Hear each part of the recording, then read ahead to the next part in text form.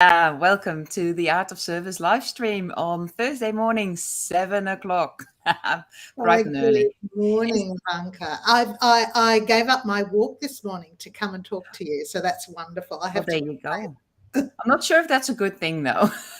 I'll do it later. I will do one. Okay, good. Yeah, good. Because, Yes, health is wealth. We talked about that. yes, we do. Anyway, before we go into our chat, I took your profile, your bio from your LinkedIn profile, and you describe yourself as a free thinker who strives every day to combine head, heart, and courage in your Yes, personal, your work, and your business dealings. And you run a company called INS, in No One's Shadow, correct. which is an exciting company. And I have to agree with that because I've been stalking your website all week. I love it.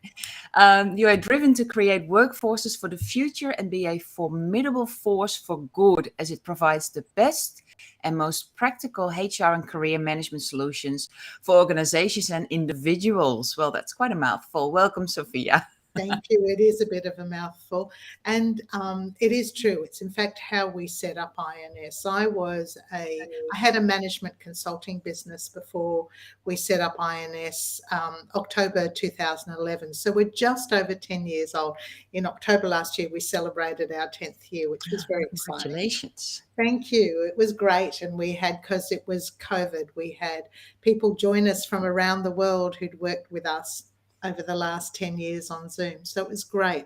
But when we set up INS 10 years ago, thereabouts, I originally had two business partners, Rosalind Mitchell and Gwen Durham. And I had this idea. And because I was quite well known in the industry, I had an industrial relations and human resources and L&D background, that kind of smushing. And I was well known for being able to manage large-scale restructures. And so I just got sick of tearing organisations apart. And one of the things I learned was that people don't manage the people part of it well. And so I set up some processes to do just that. And that's where INS was born. And I started off life as a social worker, Ivanka, and I'm afraid I'm still that person. And I do believe business and some, the world is changing. But when we started, when you said business needs to have a heart and needs to operate from a place of love, I got scoffed at. Yeah. And I believe business's role is, yes, of course, I love money. Yes, I do. I love all the things that it can give me and my family. But more importantly, I love what it allows me to do for community. So formidable force for good is absolutely, that was in our first meeting as business partners. That's what we agreed to do. Yeah, so it's as a business, and like you say, you're not shooing the money because it is a business. It's not a hobby project. No. But I also read that everything you do, like the business earns money, but the money that comes in is also shared with charities and fundraising, and so you do a lot of things outside of business. So that brings me back to why did you want to start your own business? Because even as a management consultant, you're often doing your own thing. So why your own business? What is the inner entrepreneur in you? Do you know, since I was 8 years old, I remember starting at primary school, and I was maybe year 4, and I started this little group with the kindies we would get together at lunchtime and we would do little exercises, and I'd read them stories. God knows why, but it was and I have 100 ideas a day. I wanted to open a delicatessen. At 12, I wanted to open a delicatessen, and I never acted on them. Mm, You know, I I I acted on my heart in terms of going into social welfare, mm, and then I fell into the public service, and then I went overseas and I worked for a private sector company. So, I every day I'd have a new business idea, but I never acted on it. And then one day I went, enough. I've got mm, to do this. And I was like 54 when I mm. started Pioneer, so I wasn't a spring chicken anymore. Yeah. Yeah. So can you remember what triggered that? Like what changed? Do you know, I had just done um, a huge restructure, um, and there was 3,000 people who lost their jobs, mostly men, mostly in regional Australia, mostly 40 plus, and it broke my heart. Mm, I just want to cry just thinking of it. I was broken. I was so broken. I thought, I cannot do this. I have to do good in the world. And it doesn't matter how much you do that well and how much you do it, your role is to support an organization when you're doing that stuff.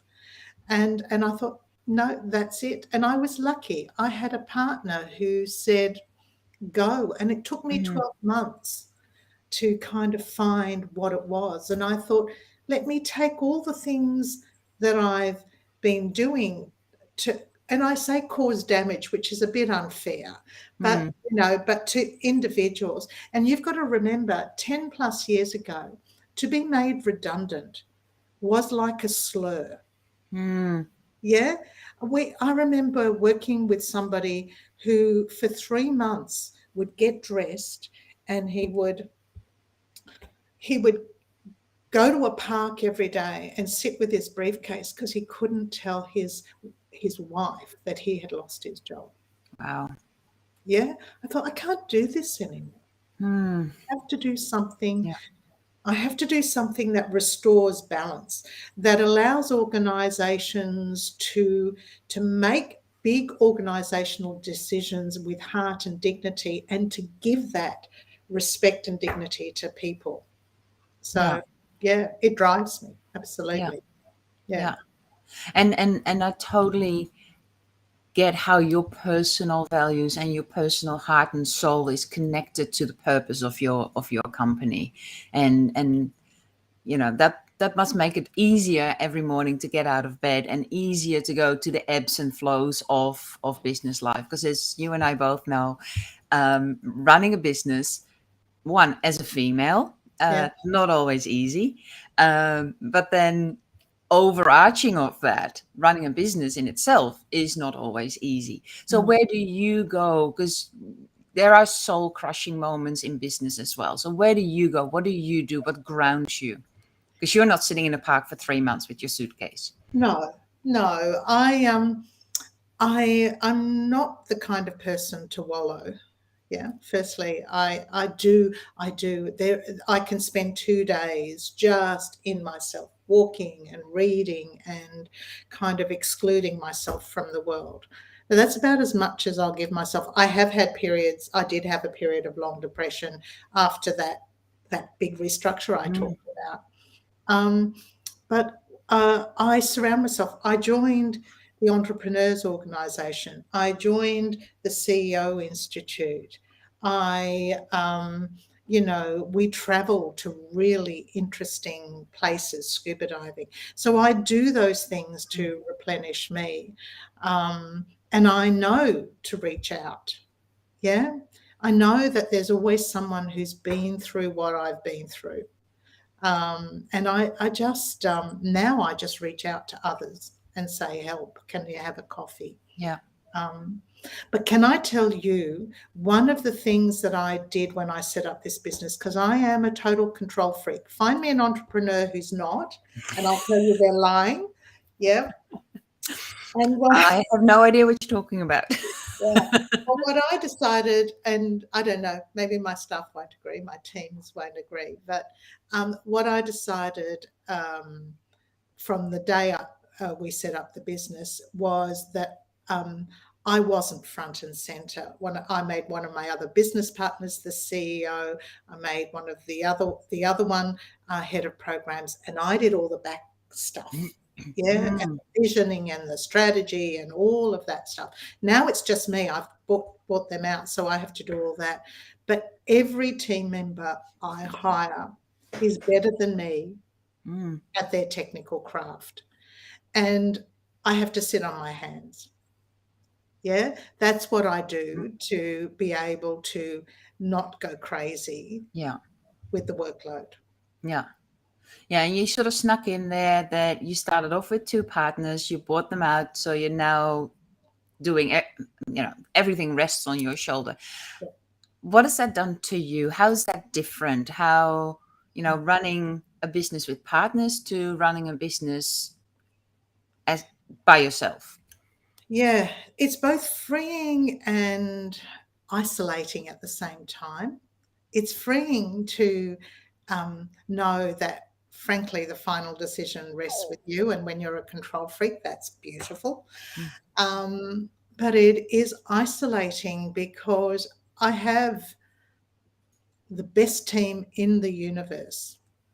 Really, hands down, I'll fight you over that. They are, and they share so much, but you have to be careful not to put too much burden of worry on them. Mm. And so my EO colleagues, my CEO colleagues, all of those people are the ones that help me bear that burden. Yeah. So it really is a tribal support that you need, no matter where you are in business or what you do as an entrepreneur. You need people around you. You do. Yeah. I mean, to be in to think you can do it alone is not to grow, for a start. Mm. Yeah. Yeah. Yeah. Yeah. Makes total sense.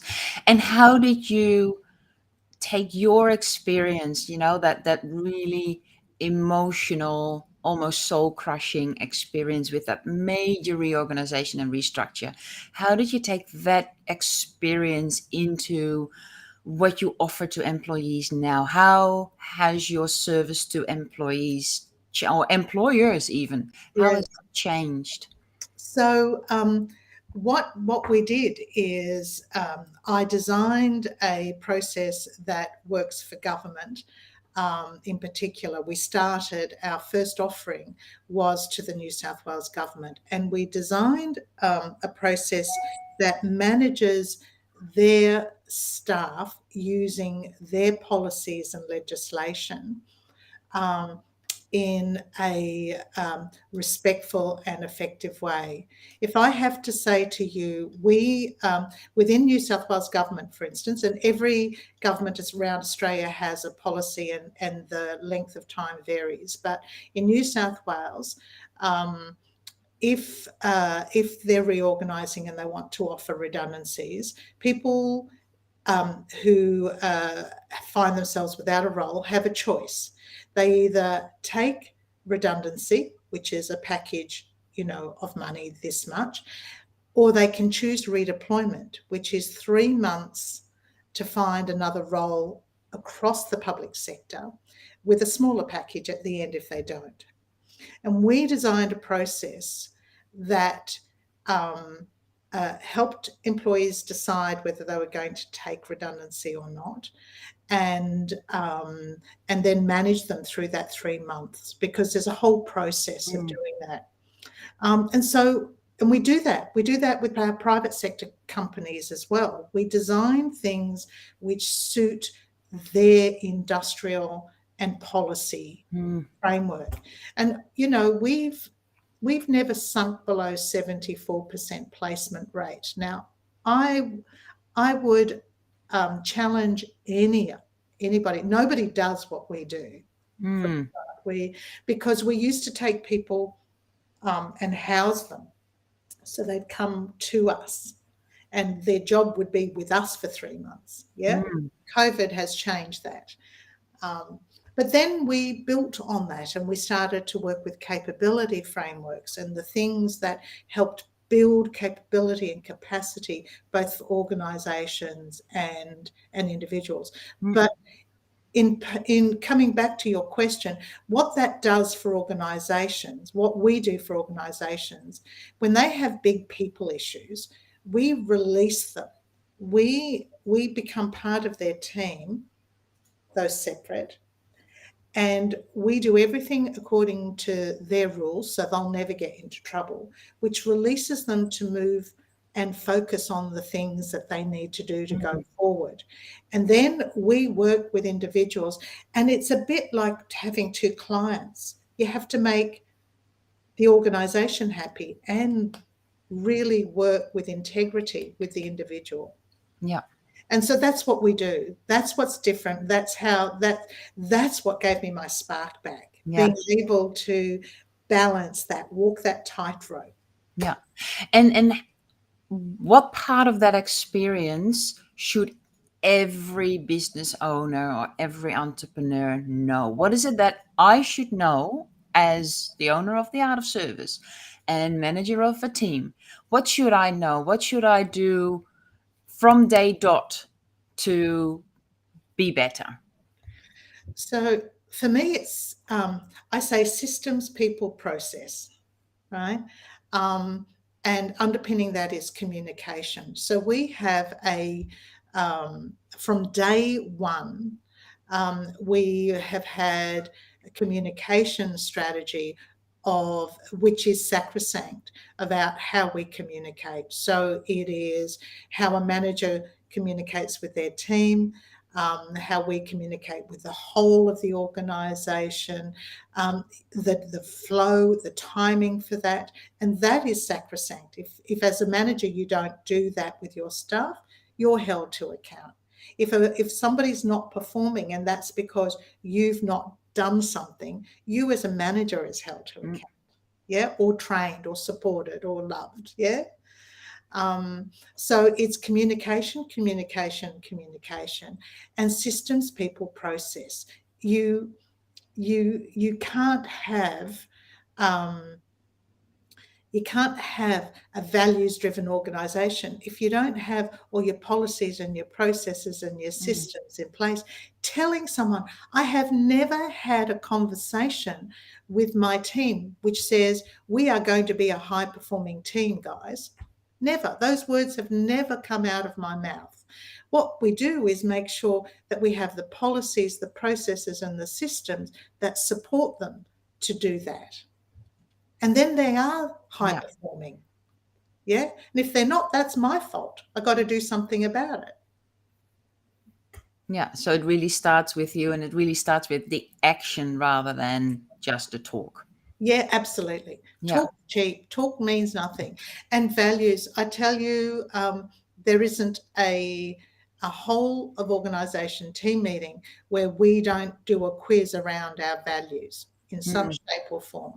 You know, what it means, how it is. It's like you could go to somebody who worked with me 10 years ago and say to them, what are our values and how do we show them? Yeah, I like that. So not just, look, we got values on the wall, but how do we show them? What do we do with them? How do we enact on those on those values? Yeah, and our It Takes a Village award is,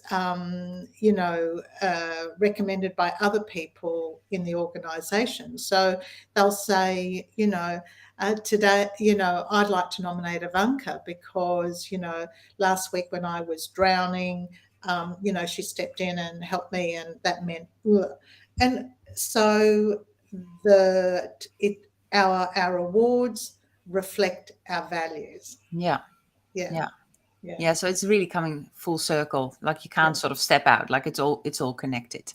Yeah, totally. So one thing that's on my mind a lot while I'm talking to you is you have a background in industrial relations, social, as well as HR. Those three areas to me scream legislation, compliance, rules, red tape. So tell me more.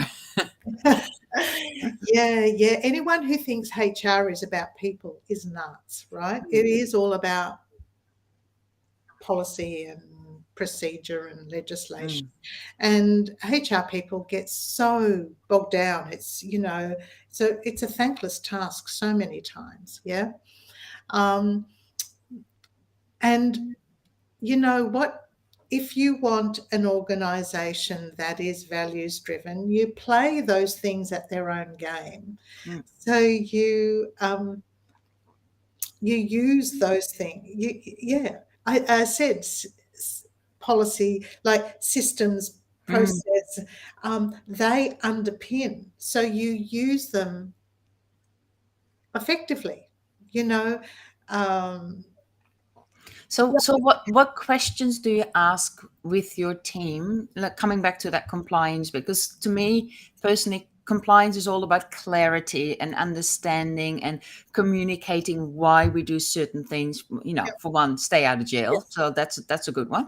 yeah, Bonus. it's But good. the whole clarity in the organization. What is one of the most powerful questions you can ask within an organization around clarity for compliance? That's a great question, Ivanka. A single question. Um, it's have you, I mean, and Amma thing, have you followed the process and the rules? If not, why not? Is it documented? Yeah, absolutely. It is, when you're dealing with people's lives, you are respecting them by documenting the your activity with them. You're respecting yourself as well. Yeah. Mm, Um, so it is. We are big on compliance. We are big on making sure our processes are followed. We will do spot audits, but they don't feel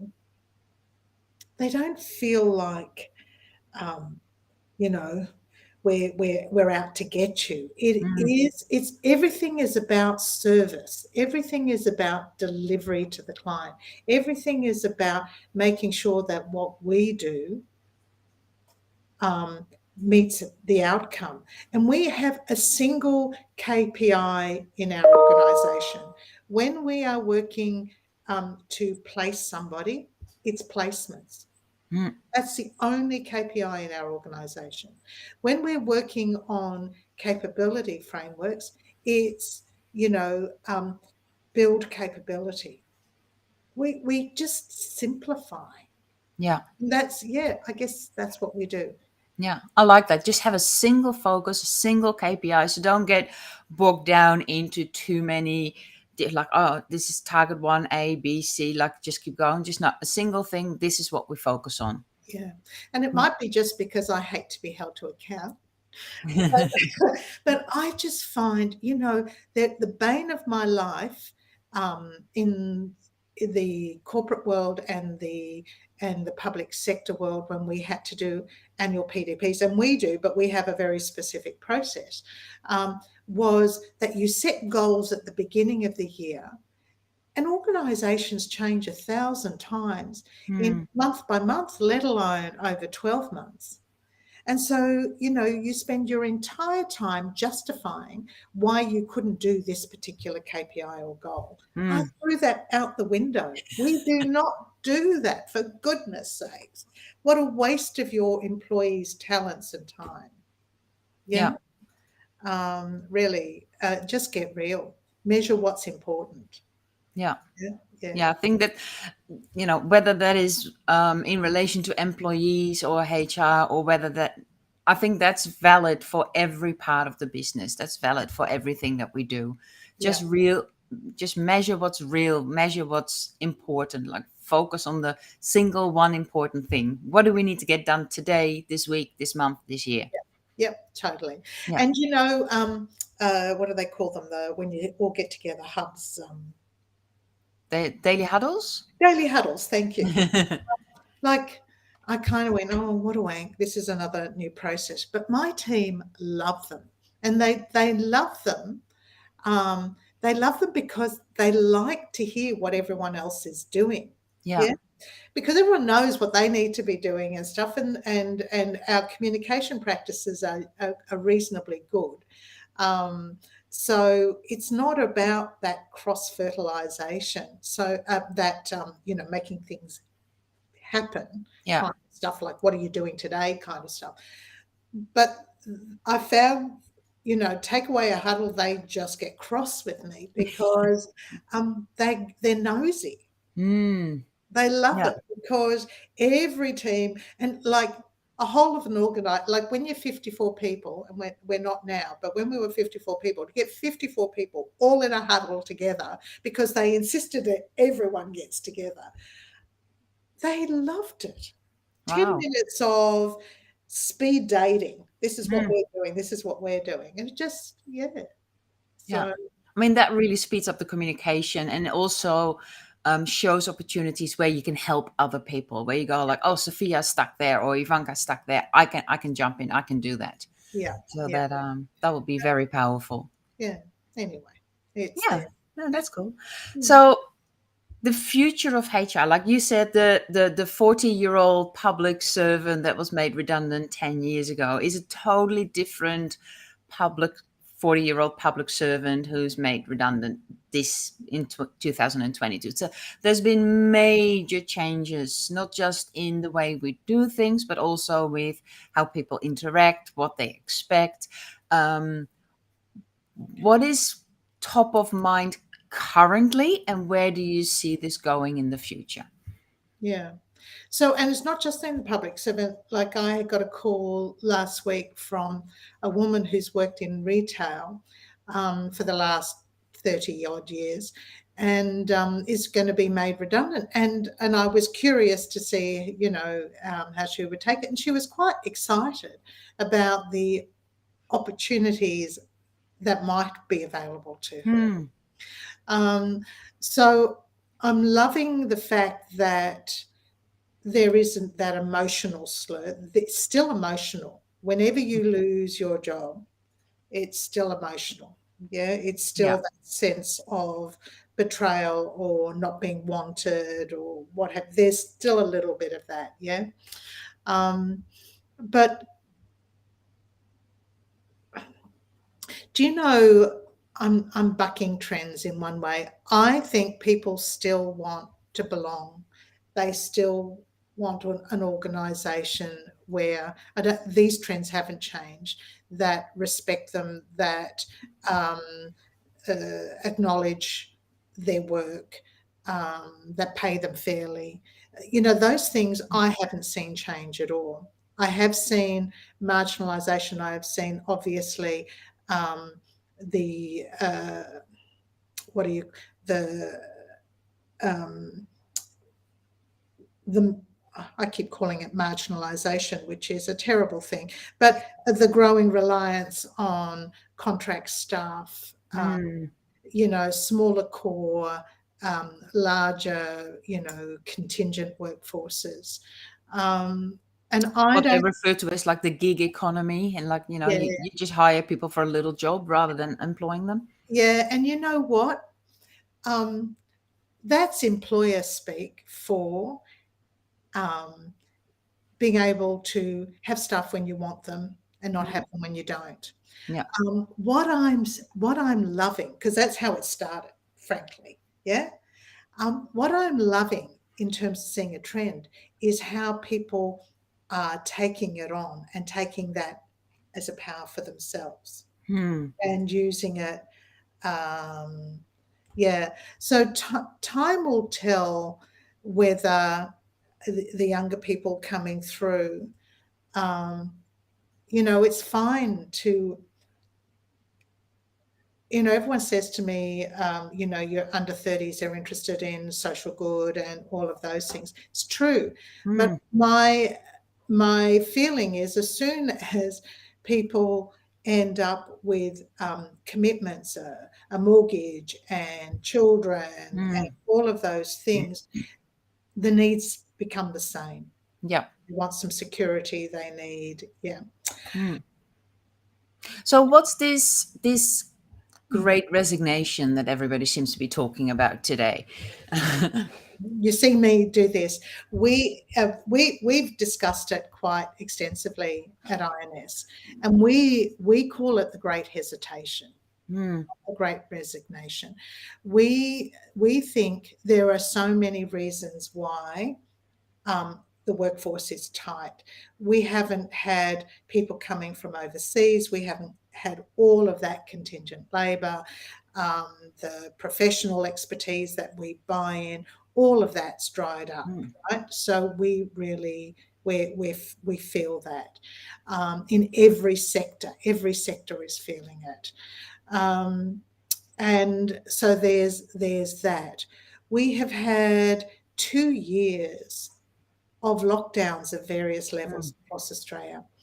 And I think it is people are not resigning in great droves.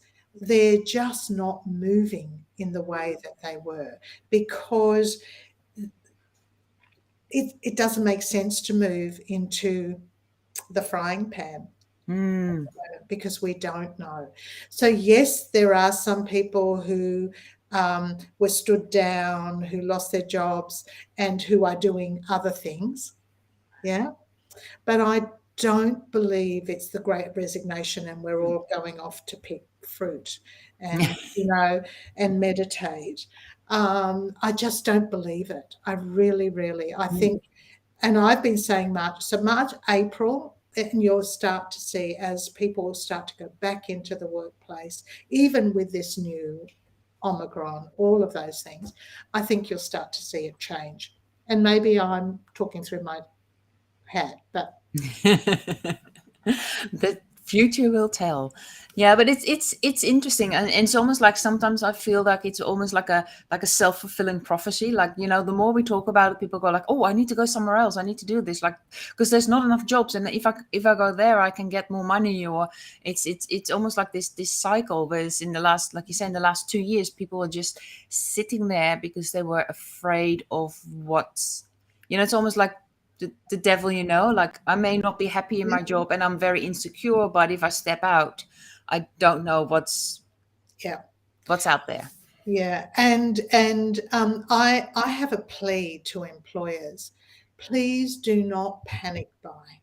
Do not keep raising people's salary in order to attract them, because you are buying yourself a world of hurt. You're creating imbalance within your own organisation around what you're paying people, and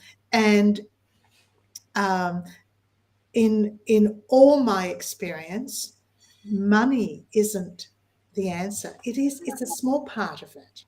Yeah. So, employers who are desperate, or they're just throwing money at this. Yeah. It's obscene. Yeah. And then there are other people who just, who have been in, events and other areas who are really struggling. Yeah. Yeah. Yeah, it's really, really interesting you say that, and I applaud you for that, because I do see it around me with entrepreneurs, peers that I talk to, and they go like, wages have gone up 15, 20, 30%, but I need the person, so I need to buy them, and it's again, it's this cycle of almost buying employees or employing people, but putting your business at risk because you can't just lift prices all the time to carry the wage bill that you've increased by doing this. And increased unfairly. So we benchmark each year, recognize that we're a small company. We are not a huge corporate. We are not a government agency. We are not a council. We are a small business. Yeah. So we benchmark our salaries every October to say, where are we? Where do we fit? And then we'll adjust salaries never down, but we'll adjust salaries up or leave them the same Yeah. depending on that benchmark. But I also, and this might be because of my strong connections with government, I don't have great variations in salaries. I go, what is a coach worth? Mm. This is the band with which you pay it. And when people say I want more, I go, I really appreciate that. And this is what I can give you. These are all the other things that we do. And let me help you. If you need to find an somewhere that pays more, go with Yeah. my love. Yeah? Go with my love. Yeah. But, I pay fairly. It's not okay to pay less to make more. Yeah. You have So, to pay fairly. so where do you benchmark? How do you do that? Where do you go? Yeah, so every few years, maybe every 4 years or so, we will go to an organisation that benchmarks, and we'll get them to have a look. In the intervening years, what we do is bring in salary guides, have a look, just do our own informal benchmark. So that's how we do it. And we then in October we sit down and we go, where do people sit within the market? Are we still paying as a small business? That's right. Have things shifted a lot? Mm. And then we have a performance element. Is there somebody who is an outstanding star? And that outstanding star means they're giving to others, not just for themselves. Yeah. Yeah. Yeah. So it all comes back to the values of the business and helping you help others. Yeah, totally. Yeah. Yeah. So Yeah. makes total sense. So speaking of helping others, Yes. because you're not just an entrepreneur, you're not just a businesswoman, but you're also very active outside of business. You do a lot of charity work. I saw something about Singularity U.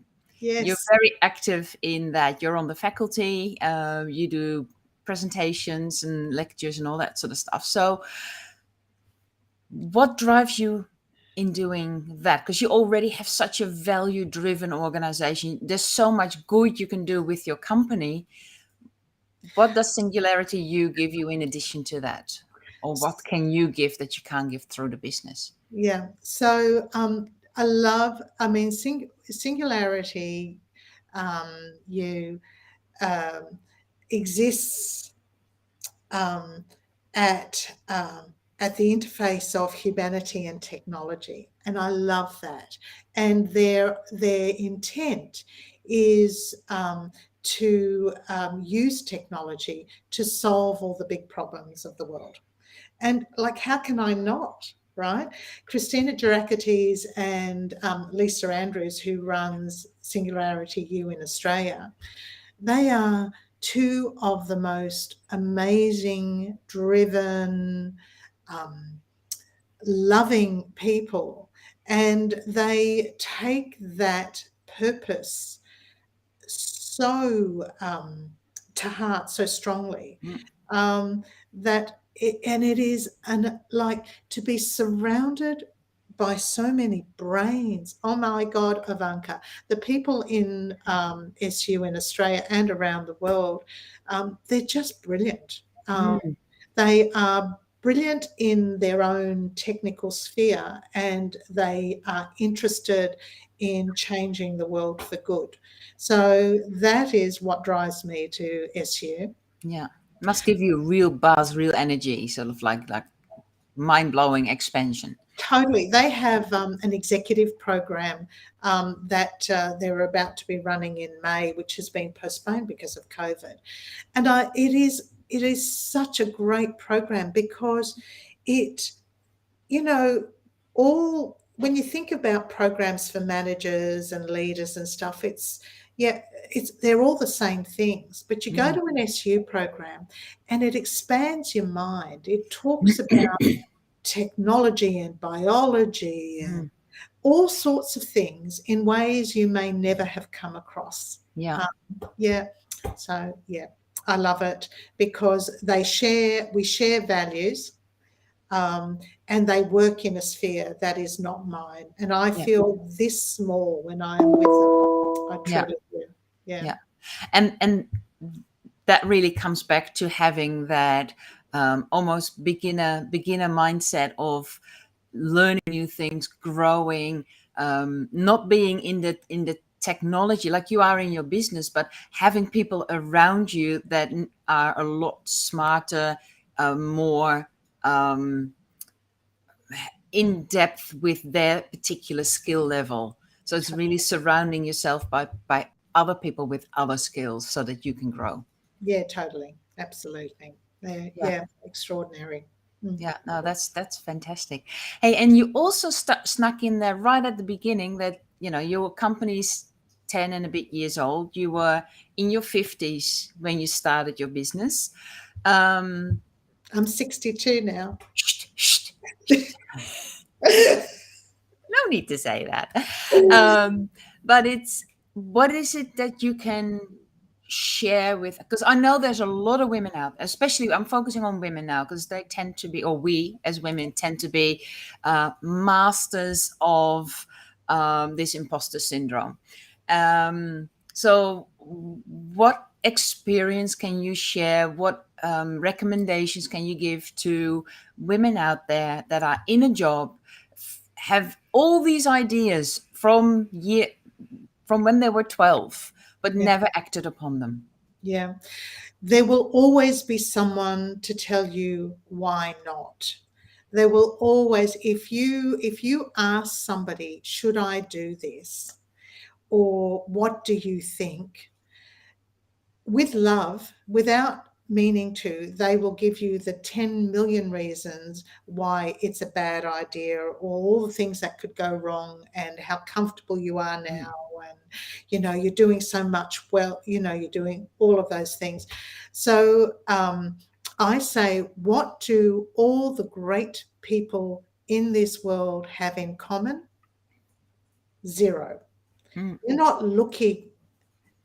They only look to see what somebody else has done once they've done what they've done. Yeah.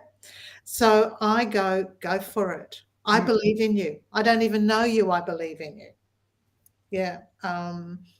And try. Yeah.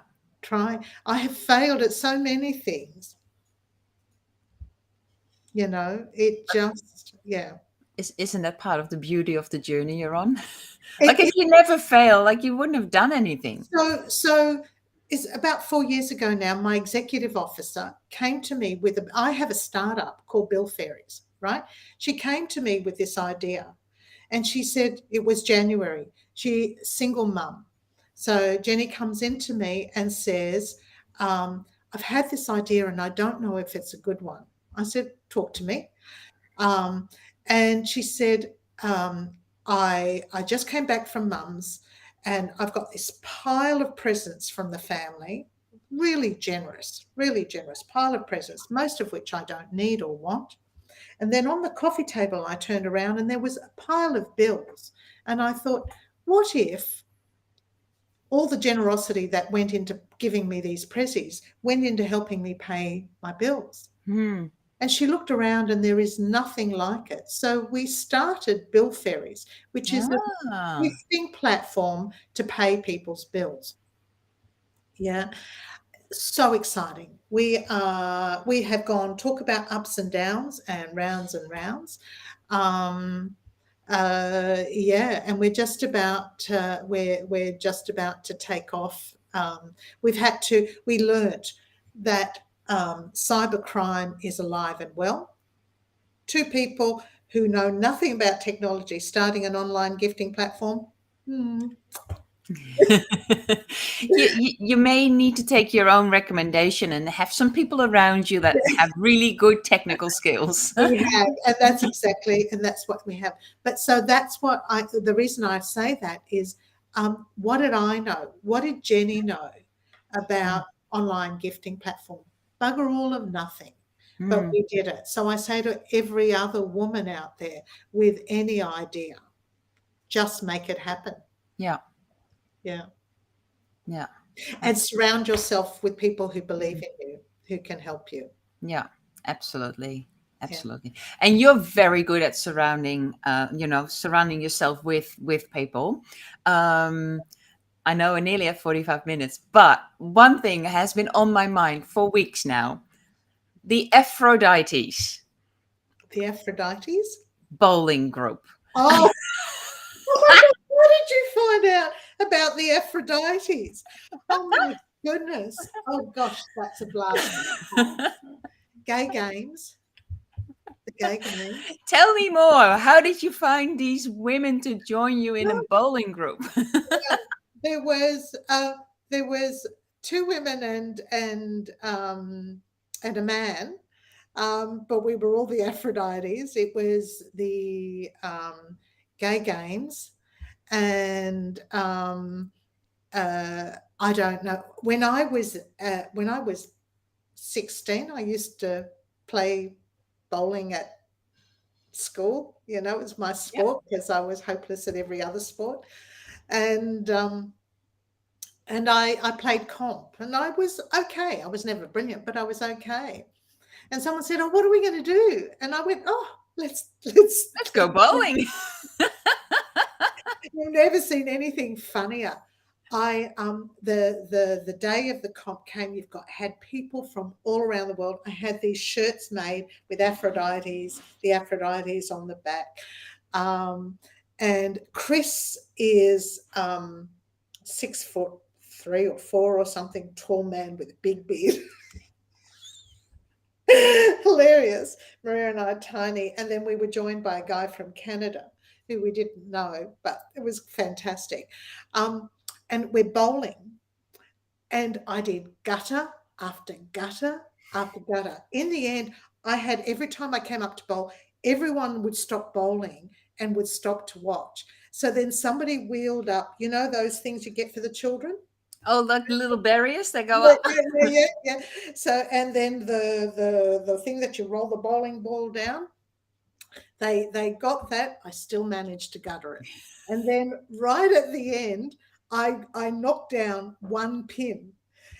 The whole bowling alley erupted with applause. It was so much fun. But yes, yeah, my first and last bowling comp as the Aphrodites. I don't know how you found that. Goodness me. Well, anything that is on the internet stays on the internet. Your research skills are amazing. Well, thank you. Oh, dear. Well, Sophia, thank you so much for your time this morning. It was hilarious. It was really, really educational. Thank you for sharing your journey and the importance of values in employing, in managing, and holding up the values and holding up the humanity in end of life in a business, like when you talk about redundancy. And if people want to have a chat with you or connect with you, there is your work, ins.com.au. That's your business. But there's also your LinkedIn profile, and I love the glasses you have on in this picture. It's such an awesome picture. I love it. Thank so you. If people want to connect with you, that was my wedding outfit, I must say. Oh, really? Oh, well, you picked well. I love it. Really, really spunky. Thank you. Yeah. So people can connect with you on LinkedIn. The Bill Fairies, when is that going live? It's live. So billfairies.com.au. The website is so, but we're getting there. So, feel free to do that. You can have a look and, contact us through the website there or through my LinkedIn. Yeah, it's very exciting. Okay, fantastic. Well, you don't go anywhere. We're ending the live streaming right now. Thank you so much. And yeah. Talk to you soon. Don't leave. Thank you. Bye-bye.